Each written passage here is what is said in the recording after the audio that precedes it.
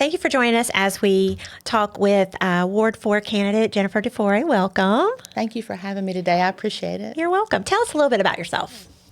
Well, first of all, I want to say thank you for this opportunity. I know we had this opportunity, I guess, maybe last week, and I work for Iredell Statesville Schools, and so I actually was leading a professional development that day for our coaches, our teacher coaches. So I appreciate being here today. But I am actually from Statesville. I'm a graduate of Statesville High School, class of '89, and very proud to say we were the first freshman class at Statesville High School. So we wear that proudly. Yeah. We just celebrated our 30th reunion right before COVID. Yeah. So that was exciting to reconnect with all my classmates. And I currently have a freshman there at Statesville High School, so I'm excited that she will be a graduate at Statesville High School as well. And she's a band dancer. Oh, wow. So Isabella, and I was a band dancer. So that's pretty exciting to see her out there on the field during the games and everything. My husband is a retired veteran of the Air Force, and he's not from this area. He's from New York. So it took us a little while to understand each other. I'm married a New Yorker too, Jennifer. Yes, so our vocabulary and everything is a little bit different. Yeah. But anyway, so we've been married for 16 years. And but like I said, I'm from Statesville. I went to, actually it was Oakwood Middle School when I went there, and then Statesville High School. And then I went to Appalachian State University.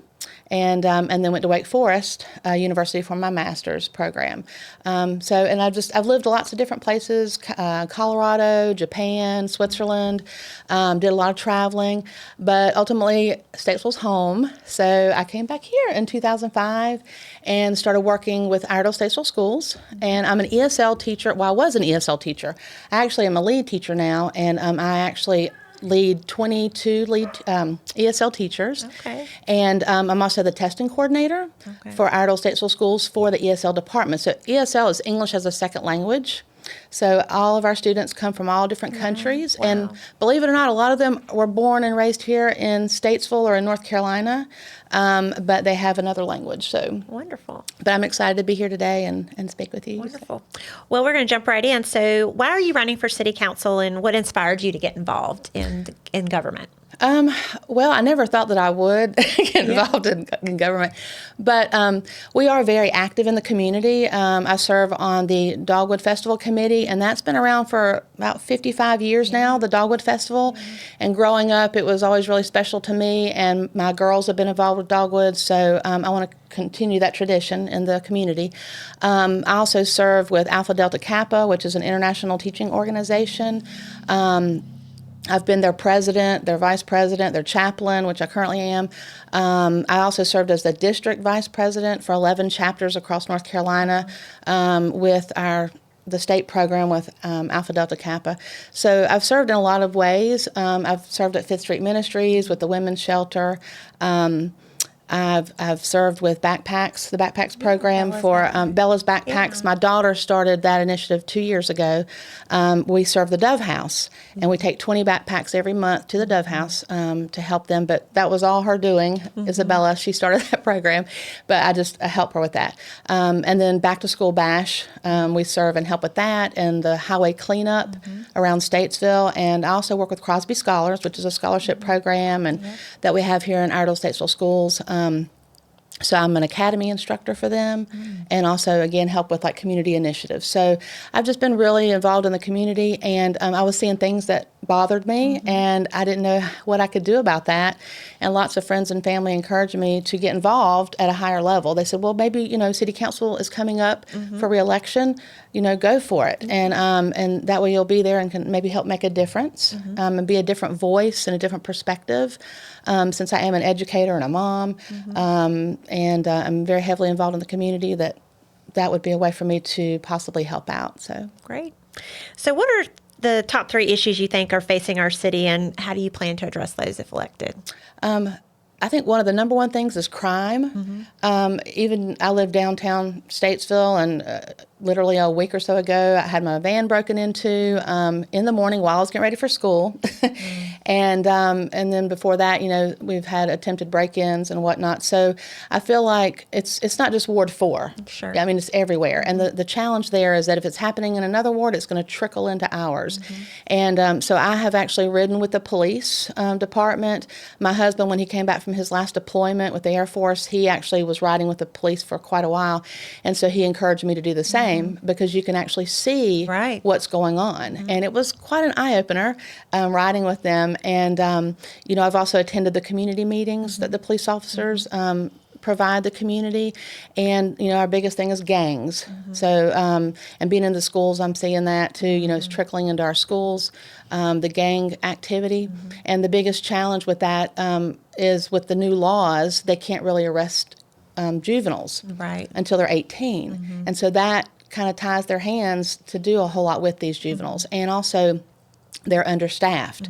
The juvenile system's understaffed. The police department's understaffed. And so as a city council member, I would really advocate for our police department to help get them more funding and also help them with grant writing because they have been getting a lot of money from grants. But, grants run out, and they also are restrictive, so they can't use the money for just anything they want. So those are some things that I would do to help the police department. Speeding is another thing. I live along Davie Avenue, and it's like an emergency route for the police, the fire department, ambulances. But our citizens, we coming in and out of my driveway even, sometimes, it's hard to get in it because people are just driving way too fast on the main thoroughfares and even the side streets. So, just advocating to help with that as well in our particular ward.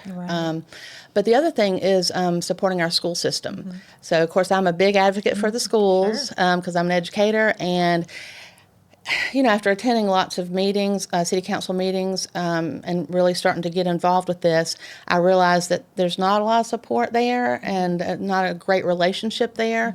And so I want to try to build those relationships. I want to also encourage, our council members and the city to support our schools because our children are our future. And if we don't support them now and reach them while they're young, Statesville, I'm just worried about Statesville. Yeah. What do you think is the number one priority in your ward? And you might have already touched on this. Yeah, so I think, crime is one thing. It is trickling into our area for sure, and I've heard that from a lot of people.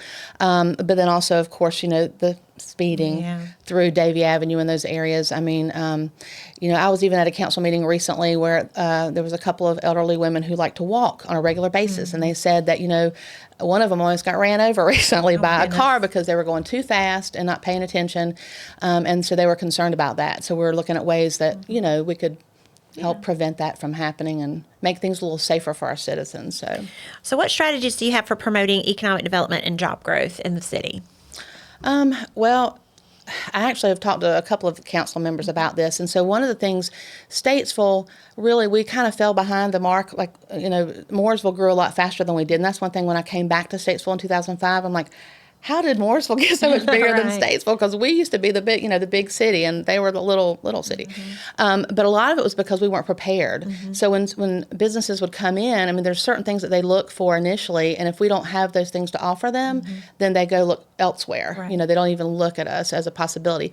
So I feel like that Statesville has made progress in that area to prepare facilities and properties and whatnot that they need in order for those businesses, like turnkey, to be able to come in and set up shop. But the other thing with that is, again, strengthening our schools because and the crime, because these businesses don't want to come here if they can't get employees, right? People don't want to move here. So by offering a place that's safe, that has strong schools and a strong community, I think is really important to get those businesses here. So, all right. How would you work with other council members to help build consensus and make informed decisions? Well, I'm a really hard worker, and people tell you that know me. I never stop. I go. And so I would do my research. I think it's really important to, if you're going to advocate for certain things, first of all, you need to be a good communicator and collaborator and be able to also compromise. And those are really important soft skills that you have to have. But also, you have to do your research. I mean, because it's hard to sway someone's decision if you don't have any details or any facts to back up why you're asking them to do something. So I think it's really important that the council works together like that, do their homework, and do their research, and then come together and collaborate and compromise. And also, the biggest thing is just doing what's in the best interest of the citizens. I mean, not what's in their best interest, but our citizens' best interest, short-term and long-term. Now, this is kind of a hot topic, but how would you plan to address affordable housing in our community? Well, one of the things, because we've got housing popping up everywhere, so again, it goes back to jobs. And again, I'm very familiar with the school system and what teachers make. And so we are losing teachers left and right. They're dropping like flies because we can't pay them enough. I often have to interview teachers, and we've offered jobs to people, and they turn us down because we can't pay them as much as Mecklenburg County, Rowan County, Davie County, Catawba, Alexander. We've lost a lot to Alexander County, believe it or not, because they can go there and make more money. So in order to have affordable housing, too, we have to have those jobs for them to make the money they need to be able to buy the houses. A lot of the houses that are being built are way out of the price range compared to the income that our citizens make. And so if these developers are going to come in, I feel like we need to make it clear, and also maybe work with them on contracts that involved, say, for example, 5% of the houses they built are going to be under a certain price mark, so that those families who with the lower incomes who want to work and who want to be thriving can actually afford to buy a house. Some people don't want to buy a house. Some people prefer renting, and that's totally fine too. And so I think that's one thing we've done a pretty good job with in the area, providing multiple kinds of housing, for different age groups and whatnot. But for those who want to own a house, I mean, they've got to be able to make the income to be able to afford them. I know right now, my house, we bought a historical home. And when I bought it, we were, it was affordable. Now, we wouldn't be able to afford it on a teacher's income. And my husband, like I said, retired military. There's just no way we could afford a lot of these new houses that are popping up that are in the $300,000 range. So I think it would be important to talk with these developers and when we make these contracts with them or agreements, that they do a certain percentage that is under that price mark that we know that people could afford. Well, thank you for being here. That's all the questions I have. You have time if you want to wrap up and just mention anything or let people know how to vote. Okay. Well, yeah, so voting is tomorrow. It's the 10th, and I believe it opens up at 7 o'clock in the morning. So you go to your respective areas where you would vote at this point. And I just want to say that I'm really honored and feel privileged to even have this opportunity. So in America, that we are free to vote and voice our opinions, and that we have these kind of opportunities. And as a native of Statesville, growing up here, I just want to see it, in its glory. I want to see, for example, when I was growing up, we had the mall. I used to be an elf for Santa during the Christmas season in the mall. And I worked in, Dillard's and Maurice's. I worked in JCPenney's, so, I really, that's one thing that's really been disheartening for me is come back and see the mall the way it is. But anyway, and then just other things, the skating rink, the movie theaters. So I would just like to see Statesville thrive again and hopefully be part of that and helping get it to where it was, before.